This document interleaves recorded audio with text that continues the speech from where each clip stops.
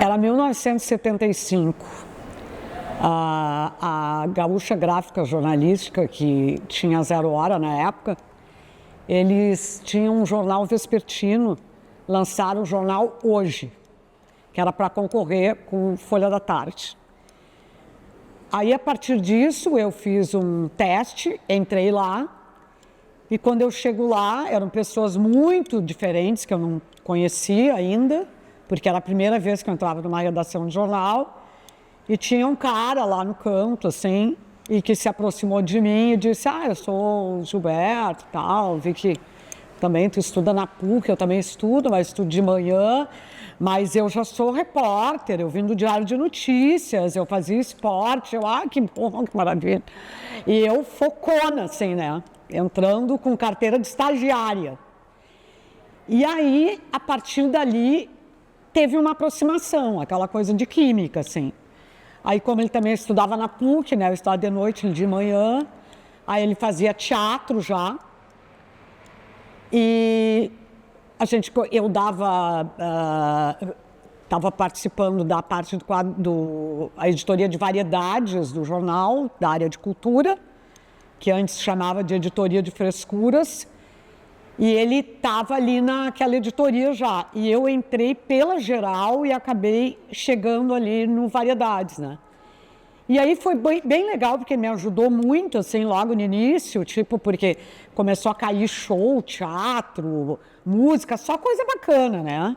Era assim, em vez de estar lá fazendo polícia ou geral, buraco, a gente chegou na cultura. Então, a gente acabava, às vezes, um também a fazer uma pauta de cultura e o outro ia junto, assim, meio para se apoiar e também porque a gente ia assistir o show de graça, né? Então, eu acabei tendo eu fazia uma coluna também de restaurantes que eu tinha que provar as coisas para depois dizer qual eram os pratos, qual eram as coisas. Então, sempre ia nós dois, né? Então, foi assim que a gente se conheceu. E daquele dia que a gente se encontrou na redação, surgiu uma amizade até hoje, 2025. Então, e uma longa história também de amizade, tanto da área profissional como de amizade de família, assim, né? Eu vi meus filhos nascerem, né? Ele acompanhou duas gravidezes, então, assim, foi tudo, né? O tio Perim, lá em casa, assim que ele é chamado também. Que mostra que há uma afetividade. E foi muito bacana, assim, a gente sempre se apoiou em vários momentos que cada um precisou, e esse conhecimento eu acho que gerou algumas coisas muito importantes, né? E talvez eu já vá para uma outra resposta, que tem aí uma pergunta que diz o seguinte, né? Conta alguma coisa que aconteceu com vocês dois, né? Eu acho que a coisa mais legal que aconteceu foi que a gente mudou o panorama audiovisual do Rio Grande do Sul. E a gente não tinha ideia, nessa época, quando a gente começou com o programa Curtas Gaúchos, que a gente estava mexendo numa comunidade inteira que fazia cinema e trouxe todas essas pessoas que faziam cinema para fazer televisão.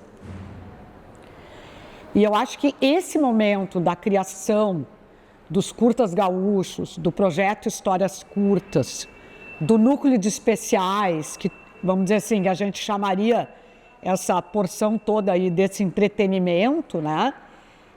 Ele mudou a cara tanto da televisão, da RBS TV, como ele mudou a cara das universidades e ele mudou a trajetória profissional de várias pessoas. Porque se hoje a gente olhar, por exemplo, os currículos dessas pessoas, a gente olha estagiário, não sei o quê, histórias extraordinárias, né? Continuista, assistente de direção. Então, raríssimas pessoas hoje que fazem cinema, né? Que eu diria que estão fazendo os longas, que foram premiados no exterior, com várias atividades dentro do Brasil e do mundo, essas pessoas que saíram daqui, por algum momento, elas passaram na RBS TV.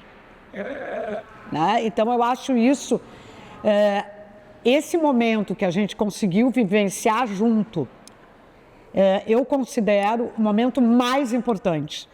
É aquele momento que fica para a história. Fica para a história, assim. Tem lá, sabe, aquela coisa da linha do tempo, em qualquer lugar, porque também ele fica um exemplo também para uma afiliada da Globo. Foi a primeira afiliada da Globo que fez produção de entretenimento com curta-metragem ou séries para grade de programação. Então, ele faz parte de uma história nacional e de uma história local. Então, e estando junto com o Perim nessa área, porque na época como é que a gente dividia, né? O Perim sempre foi criação e eu sempre fui produção. Então, pensa, pira, que eu vou botar no lugar. Né? Então, eu sempre fiz a execução. Então, eu acho que isso, assim, foi uma coisa que deu muito certo, assim, com a gente, assim. Eu tenho para dar essa dobradinha, essa parceria, tinha esse complemento. Alice, como é que tu iria unir o Gilberto, se pudesse fazer, assim, uma objetiva apresentação dele? Bom, uma objetiva, eu tinha pensado, assim, né, só meio numa frase, assim, né? Então, tipo assim, eu acho que o Perim é criação, certo? Eu acho que o Perim é sabe assim, é a lâmpada do Aladim da criatividade. E eu acho que ele foi o cara, assim, que não mediu esforços e talento para invenção dentro do audiovisual gaúcho, mas com representatividade nacional e internacional. Então, para mim, essa é a definição dele, assim. E o valor dele também. Exatamente, né? Então, eu acho que, mesmo ele não estando hoje nesta função, e antes também não ter participado disso, porque ele tem outra carreira. Eu tenho outro início, ele tem outro início, né? Então, assim, a minha história profissional, ela começa, eu fui professora primária, né? Eu fiz magistério. Aí, partindo disso aí, eu fui repórter de jornal, depois eu fui produtora do Jornal do Almoço, depois eu fui na área de produção, trabalhei com a área de programação, fiz campanha política, várias outras coisas da minha vida. E hoje também, né, assim, hoje eu trabalho com curadoria da área de audiovisual, sou parecerista de projetos culturais. Hoje, todas essas histórias que percorreram a minha vida viraram palestras, né? Então, hoje, assim, quem tu é hoje? Eu sou jornalista e palestrante, certo? Então, essas histórias, algumas delas, elas compõem também palestras sobre etarismo, sobre bullying, sobre várias coisas, né? Porque também teve uma outra parte que eu fui executiva de uma área onde não tinham mulheres.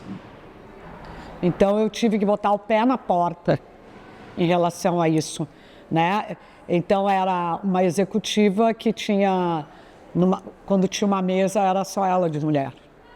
E também na própria Globo tinham poucas mulheres na área de entretenimento e programação, hoje que é uma coisa bem mais comum, né, em relação a isso. E, então, assim, a minha história, vamos dizer, o Perim tem toda uma área de teatro, que eu acho que tem toda essa coisa da criação, de fotografia, de curta, por exemplo, ele dirigiu curtas, eu fazia roteiro e fazia também produção, né? Então, essa parte de direção, eu fiz direção de vários programas da televisão, mas eu me encontrava melhor na parte de produção de grandes coberturas, né? Então, assim, cobertura de carnaval, cobertura do Planeta Atlântida, cobertura de festival, de Gramado. Então, eu sempre gostei muito de trabalhar com grandes equipes. Então, essa parte de liderança, né? Que daí tu tem que acomodar as cabeças criativas. Que, no caso, ele é uma cabeça criativa. Teve um papel importante, Alice, em relação a trabalhar a questão de divulgação, a questão de marketing, pensar os filmes, né, os filmes gaúchos, como produto. Sim, eu descobri também, porque eu tive uma produtora, né, que foi uma outra coisa que eu trabalhei na TV durante 10 anos e depois eu saí e abri uma produtora com a Lídia Valper, que chamava Viva Produções Artísticas, e a gente trabalhou com os primeiros longas-metragens, que foram Verdes Anos, né, fora do ciclo Teixeirinha, né, estou falando do ciclo depois dos anos 80, né? Que é Verdes Anos, Me Beija, Aqueles Dois e Mentiroso. E o Verdes Anos, ele, como a gente trabalhava, a gente fazia divulgação dos filmes que eram lançados aqui em Porto Alegre, filmes brasileiros, eu aprendi uma coisa, como é que se fazia aquele projeto de marketing para o filme a partir do jeito que se lançava os filmes aqui. Uma coisa completamente autodidata. E aí eu trouxe essa minha expertise para fazer esse trabalho junto com a Lígia para o Verdes Anos.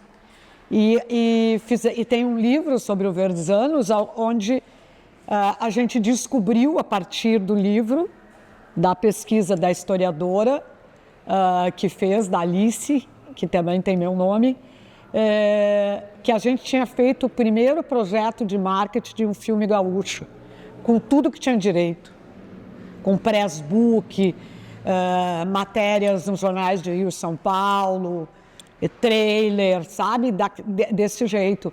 Então, esses trabalhos a gente desenvolveu para a Z Produtora, que na época era liderada pelo Sérgio Lerner, e o Sérgio tinha uma visão muito ampla disso.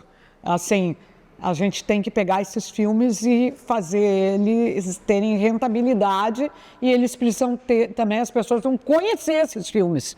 Como? Porque antes os filmes só passavam no cinema de filme gaúcho os filmes do Teixeirinha, né? Outros filmes também de outros diretores, mas o ciclo do Teixeirinha é o mais forte do cinema gaúcho, né? Perfeito. Deixa eu ver, eu acho. Tem mais uma história. Vou rodar então, Alice, para ouvir a respeito disso, tá? Tá. Olha isso. Tá, foi aí, beleza. Qual seria essa história engraçada, curiosa, que tu lembra, que tu gostaria de contar? Eu tenho várias histórias também, mas quando as pessoas pedem para selecionar uma história, né? Aí eu me lembrei de alguma coisa que não é ligada exatamente ao nosso trabalho, porque eu acho que é importante, porque nós fizemos muitas viagens juntos. Assim, a gente fez muitas viagens internacionais juntos. Tudo por uma coisa assim, a gente precisa conhecer tal lugar, e daí teve uma piração, aí, cara da criação, né? Tipo, vamos passar o ano 2000 na China e no Japão, é o ano do dragão. Daí eu falei, cara, mas eu não tenho dinheiro. Ai, não sei, a gente vai, vamos ver, a gente paga, não sei quantas vezes, vamos. Aí a gente foi e chegamos lá, e a primeira coisa que a gente foi para a China, a gente chegou na China, e aí a gente se deu conta que as pessoas não falavam inglês. E elas falavam por papeizinhos. Que alguém escrevia, por exemplo, para tu entrar num táxi, não adiantava eu falar inglês. Eu tinha que ter um papelzinho. E a gente chegou no Ano Novo lá, do Dragão, como se fosse no dia 31, às 10 horas da noite, em Pequim, no aeroporto. E aí, meu amigo, eu olhava para ele e disse, o que nós vamos fazer? Começou a me dar um treco, assim, te juro. Eu, com perfil de produção e execução de uma, como é que eu não fiz absolutamente nada? Que loucura é essa? A gente não vai sair daqui, vão nos sequestrar, vão dizer que há não sei quantos dinheiros e a gente não vai ter.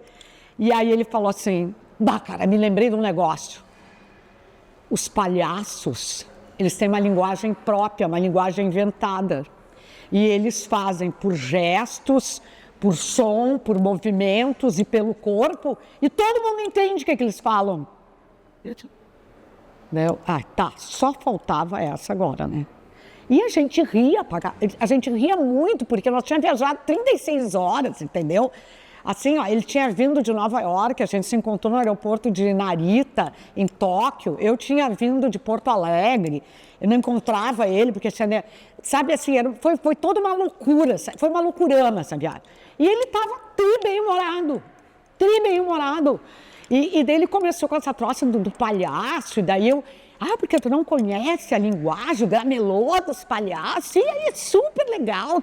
Assim, vamos ver o que acontece. Como ver o que acontece? Nós vamos chegar lá, começar... Não, aí a gente pega, mostra o dinheiro, pega uma foto, sabe? E nós vamos conseguir chegar. Mostra a foto do hotel, e sei eu, e a gente fala, ele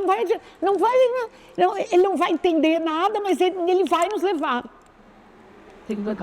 Inacreditavelmente deu certo, tá? Não me pergunte, é exatamente isso. Então, eu quero dizer que a gente ria, porque a gente chegou no hotel que a gente queria, a gente chegou no hotel, o cara cobrou, na época, ele cobrou $100, tá? Depois nos disseram que custava $20 no aeroporto até lá. Tudo bem, era dia 31, né? E que não é dia 31, era em fevereiro. E, cara, era muito engraçado. E aí, essa linguagem, a gente utilizou ela para tudo. Quando eu ia nas lojas, a gente comprava coisas, a gente almoçava, a gente inclusive assistiu um espetáculo a 40 quilômetros do hotel, que a gente nem sabia onde o cara estava nos levando, só por essas coisas, que na real é um pouco do apontado, não sei mais o que, mas a linguagem do palhaço, ela comunica. E porque é uma linguagem inventada. Então, eu acho uma história, assim, cara, muito engraçada, porque foi uma história de sobrevivência. Que massa. Deixa eu respirar um pouquinho aí. Ai, que alegria, meu Deus. Não, meu Deus, toca. Não tem, meu Deus, sabe assim. Nada de Deus. Ainda mais nessa época. Ai, gente, que alegria. Peito inchado, assim, porque ser homenageada em vida é maravilhoso, né? E principalmente ser homenageada por algo que eu sinto que eu tenho uma contribuição efetiva, que é para o audiovisual do Rio Grande do Sul. E tá muito feliz, assim, com essa homenagem do FECIC, do Festival de Cinema de Canoas. E eu agradeço toda a equipe que lembrou que a gente fez esse trabalho e que ele ainda está retumbando aí, né? Vamos bater o tambor para esse festival e que dê tudo certo. Parabéns aí, pessoal de Canoas.